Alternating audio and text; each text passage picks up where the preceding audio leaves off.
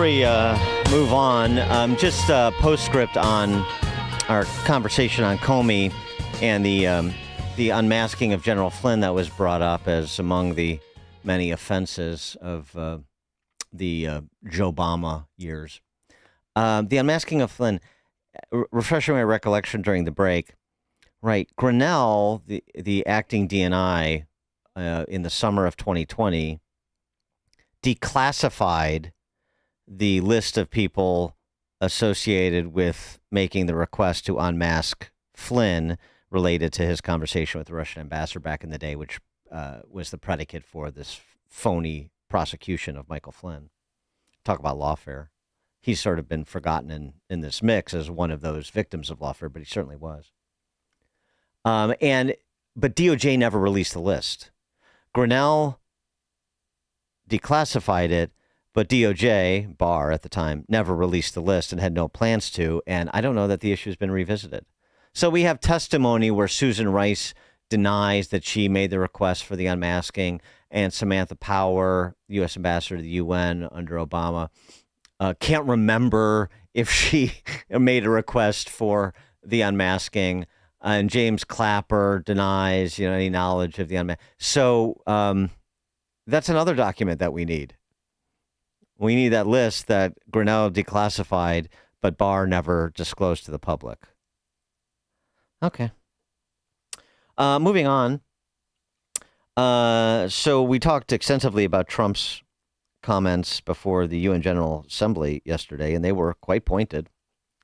We talked about Ukraine, we talked about Malay, but we didn't get to the Middle East. And the statement that EU President Ursula von der Leyen made last week about Europe putting together the funding to rebuild Gaza and forge a two-state solution, whatever that's supposed to look like. But this is what the EU boss had to say.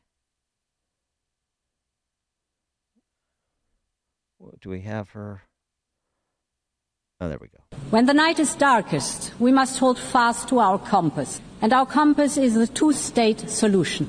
Since the beginning of this war, Europe has been the lifeline of the Palestinian Authority. But we must all do more. And this is why we will set up a Palestine donor group. We Europeans will set up a dedicated instrument for Gaza's reconstruction. The only realistic peace plan is based on two states, with a secure Israel, a viable Palestinian state, and the scourge of Hamas removed.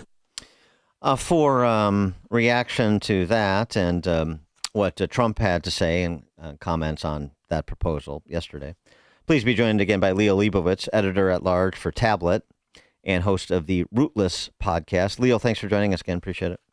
Pleasure as always. So what about that EU leadership, allegedly? Yeah, thanks for playing this clip. I was half expecting Ursula to start singing Poor Unfortunate Souls like Ursula from The Little Mermaid, because this is like straight up Disney villain territory. Here's what this woman is saying. This woman is basically saying, hey, remember the 4 or 5 or 6 other times when we in Europe gave Hamas and the Palestinians billions and billions and billions of dollars, and then they took the money and they built terror tunnels and they used literally every last dime of it to plot and murder Jews and Americans and other civilians? Yeah, let's do that again. Now, if you think that's a good idea, hey, welcome to Europe, circa 2025. Well, I mean, you're not the only one who thinks that. I mean, the Wall Street Journal's op-ed, the title of it, "A Palestinian State for Hamas." So, I didn't really even need to read much further. I get the gist of the argument that they're making. They're making the same argument that you're making. And President Trump not impressed by that argument. President Trump is, I keep watching his speech at the UN on repeat because it is a source of great comfort to know that whatever else is going on in this crazy world, there is one adult. There is one serious human adult who understands, that actions have consequences. I think President Trump understands a few things.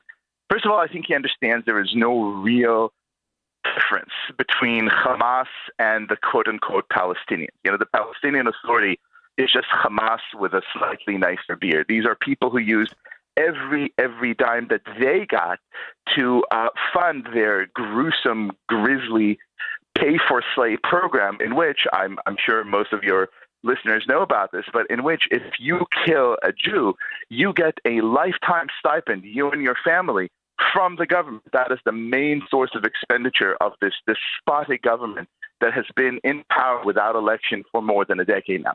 So I think President Trump, A, understands that Palestinians equal terrorism. Second of all, that a state would be rewarding this terrorism. And third of all, that, succumbing to these delusions that the Europeans and the international left have held on to for way too long is about the most disastrous way for America to proceed. Well, I mean, just on that, the Palestinians equal terrorism.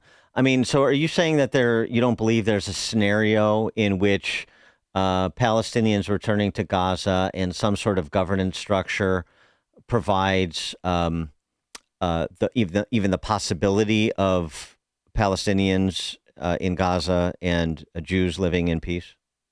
Look, Dan, I'm a religious man, so by definition, I believe in miracles. God is great. Anything could happen. But I'm also a student of history, and here's what history has shown us. In 1947, the UN came about and said, hey, Palestinians, we think it's a good idea for you to have a state and live side by side with Israel. They said no and launched an all-out war against the Jews. In 1993, Israel said, you know what? Okay, let's end all this fighting. Here, we would like to invest in a Palestinian state. They said no and launched an all-out war against the Jews. At some point, you think that while maybe in some distant utopian future, hopefully, God willing, we will have some kind of reconciliation. But right now, the most important thing, if for that to happen, if you truly believe in Jews and Palestinians living side by side with each other, the main thing that you need to do is precisely what President Trump has done at the UN, which is to say, guys, the path of terror will not be rewarded. If you truly want peace, you are going to have to show that you are ready, that you're able, and that you're serious about this, which historically these people have not. Yeah, the history piece is certainly missing. It's unsurprising because, there's just so many in the West that have no understanding of world history, even their own country's history. Walter Russell Mead had a good piece on the topic too.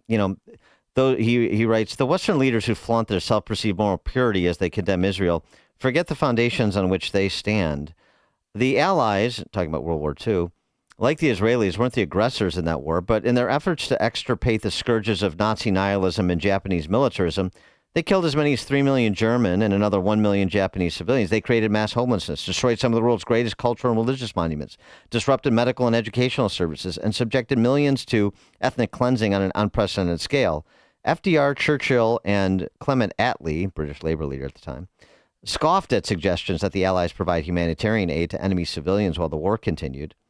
As the British Foreign Office reminded Lord Lothian, its ambassador to the U.S., supplies admitted to the occupied territories either fall into enemy hands or release other supplies for the enemy. That's, vaunted liberal icon Franklin Delano Roosevelt included in that description of what went on in World War II for us to be victorious over those scourges, as Walter Russell Mead describes them. It's an ugly business to deal with people that are scourges. I think it's sadly very much so, which is why history has proven, and World War II is a great case in point, there's really no other way to deal with this except for to wage a swift and victorious war until you have those Nazis. And make no mistake, Hamas of today are not very different in ideology and in yearnings than the Nazis of the 30s and the 40s, until you are completely victorious, until you completely eradicate this threat, not only to Israel, it's really important to note, but to America and to the entirety of Western civilization. There will really be no peace, not just in Israel and Palestine, but throughout the world. The proposal that Trump made, the president planning to meet with Middle East leaders again of Muslim states, Saudis, UAE, Qatar, Egypt.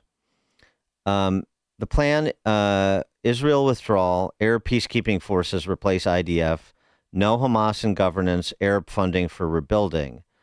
The report associated with this proposal, Indonesia has committed troops already. One U.S. official saying, we have a pretty good idea of the contours of ending the war. We want regional buy-in. In terms of what you've heard about what the Trump administration is proposing in broad outlines, do you think this is feasible and judicious?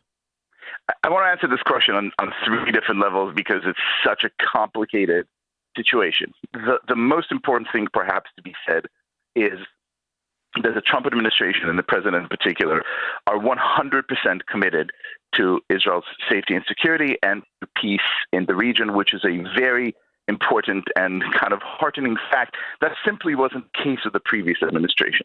Now we look at the contours of the actual deal. Look, on one level, there could be no doubt that ideas like international peacekeepers are patently ridiculous. We've had that in Lebanon for decades, and all these international peacekeepers did was sit around and sort of, watch as Hezbollah got mightier and deadlier until Israel had to step in and deal with them. Again, Hamas has to be defeated.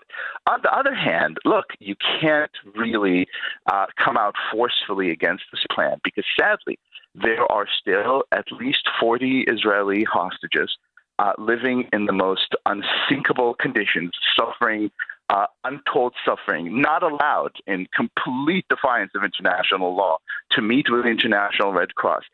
Every Jew, every person in Israel, every person with a conscience says, hey, first and foremost, do whatever you need to do to free these people. So I think the tension between the goal of wanting to eradicate Hamas on the one hand and wanting to free the hostages on another is one that President Trump feels, very acutely.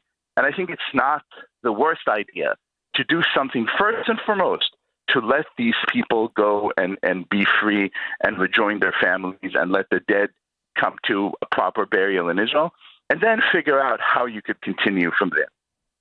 Not my favorite solution, but hey, totally understandable. Well, and it's it's operating against this backdrop with the Brits, the Canadians, the Aussies, and some 150 other countries recognizing a Palestinian state, whatever that means. Right. I, by the way, am declaring here in your show that I recognize Narnia and Middle Earth both as viable states. Okay. Look, when you look at Europe, really, it honestly just merits a chuckle. You look at Great Britain, a country where the police will come and knock on your door if you post something on social media that the government doesn't like. You look at Australia, a country where synagogues are burning every other Thursday, and Muslim doctors are going on social media saying, we can't wait to have a Jewish patient so we could poison him. You look at Canada, that replaced something like 32% of its population in the last 20 years. These are not countries, and President Trump made that point very clearly and I think very courageously in his UN speech. These are not countries that are going to survive for long in their current form if they continue this mad descent, this surrender into an enemy nation that is taking them over and subsuming all of their values and all of their traditions. I think most people in Great Britain understand that, which is why you have a state of deep unrest. I think some Canadians understand that. I think some Australians understand that. But in order for the West to survive in this, again, make no mistake, Israel, as always, is just a canary in the coal mine. End goal is not Israel. The main goal is us. It's the United States. Unless we understand that and get serious about these problems, it's not going to end well for these countries. Well, and that was really the overriding point that Trump made in his larger address to the UN yesterday, talking about what Europe is doing to itself. Being generous and saying, in the interest of being nice, you're basically destroying your countries, and really, essentially, issuing a cri de coeur for Western civilization. I think that is the most urgent. That is priority 1 to 100 of our time. Because if we don't sort of wake up and understand, A, that we have values, B, that our values are not compatible with any other values. They are very specific and particular. If someone came to you and said, hey, man, I'm a communist, I actually don't believe, in the free market and personal property, you can't say, oh, welcome to the great, gorgeous mosaic that is America. You say, no, I'm sorry. Your values are incompatible with ours. Unless we recognize this and unless we start getting serious, A, about fighting people who actively want to undermine our values, and B, start getting serious about building and commemorating and sort of injecting more and more life force and energy into our values and institutions that are meant to preserve and build them up, we're not going to do very well. Liel Leibovitz is editor-at-large for Tablet and the host of the Rootless podcast. Liel, thanks as always. Appreciate your time. My pleasure. And Liel Leibovitz joined us on the Turnkey.pro answer line. This is Chicago's Morning Answer. Your show keeps me alive during the week. There's nobody I'd rather listen to between 5 and 9 in the morning than you guys. On AM 560, The Answer. You're great at protecting your data, but lots of places could still expose you to identity theft. If that happens, LifeLock gives you the U.S.-based restoration agent who will stick by your side from start to finish. Phone calls, filing documentation, preparing insurance claims. Your agent handles it all. In fact, they're so confident restoration is guaranteed or your money back. It's nice to have an expert like that on your side. Save up to